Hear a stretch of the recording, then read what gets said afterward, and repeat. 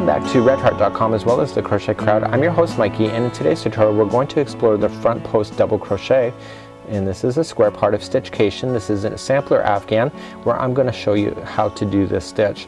Now this stitch blew my socks off. I have never seen this stitch done like this before this project. I didn't even know this could even be done.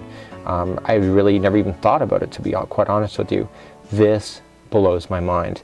So what we have in the pattern, it calls for a 3.75 millimeter crochet hook size F, or this particular Stitch-cation Afghan was done with a 5 millimeter or a size I with Red Heart Super Saver.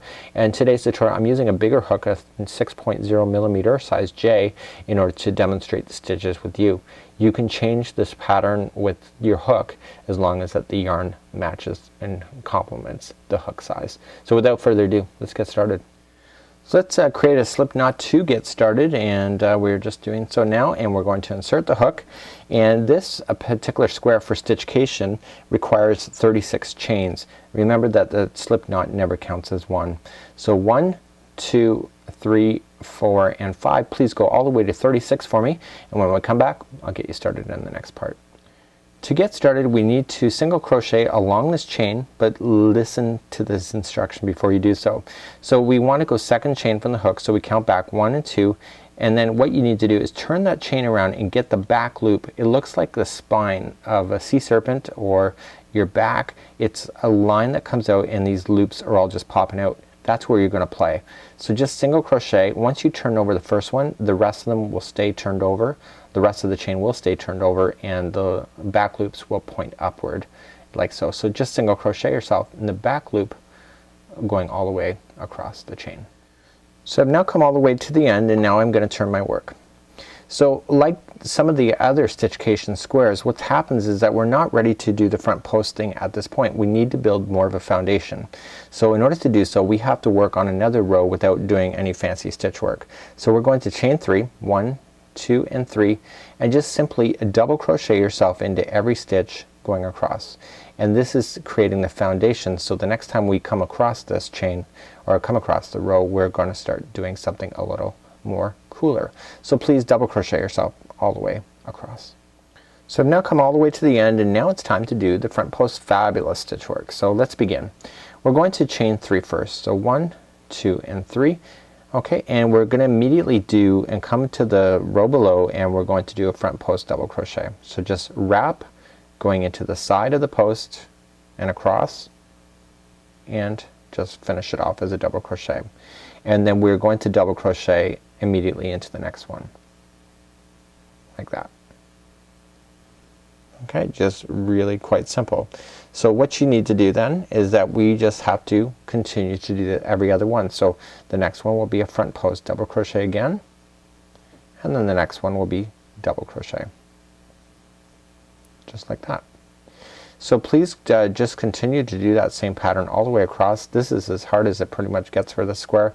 It looks amazing, and that's the interesting thing about it, is that there's really no brain power being used up in this one. This one's pretty amazing. So let's just see you at the end of the line, and we'll work on the next part. So we're just coming up to the end, and we're just going to make sure that you got your front post in, and the last one is just a regular double crochet.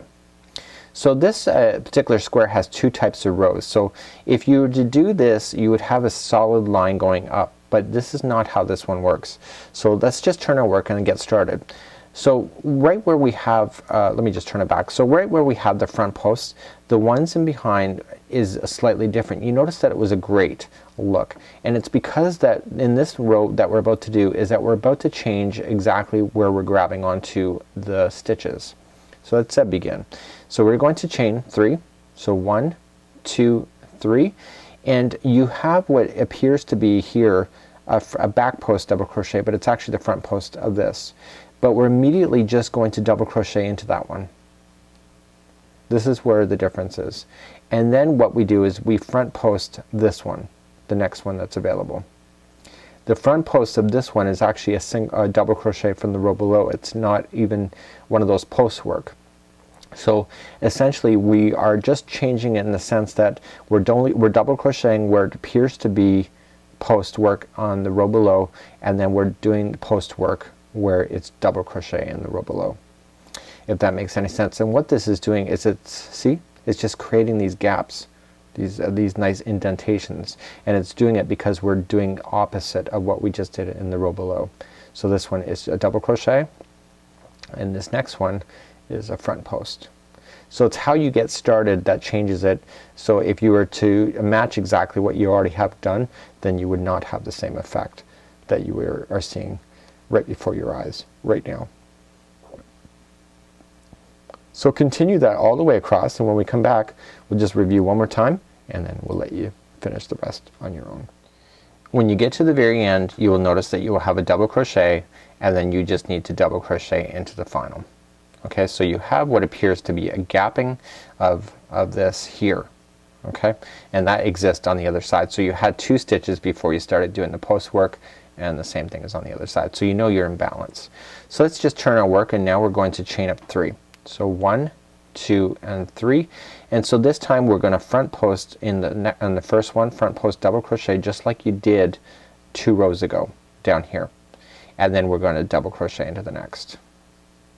So again, we've just changed exactly what we were doing before, so that it's now starting to create these box shapes of gapping that we are enjoying when we saw the first sample. So it's just a matter of just going back and forth on this and just understanding what row you're on so that you can match what's going on, and it is really fun and fabulous. And until next time, I'm Mikey on behalf of redheart.com as well as the Crochet Crowd. Thank you so much for joining me, and we'll see you next time when we have more free ideas, patterns, and anything else we can think of that's crochet related. Until next time, we'll see you.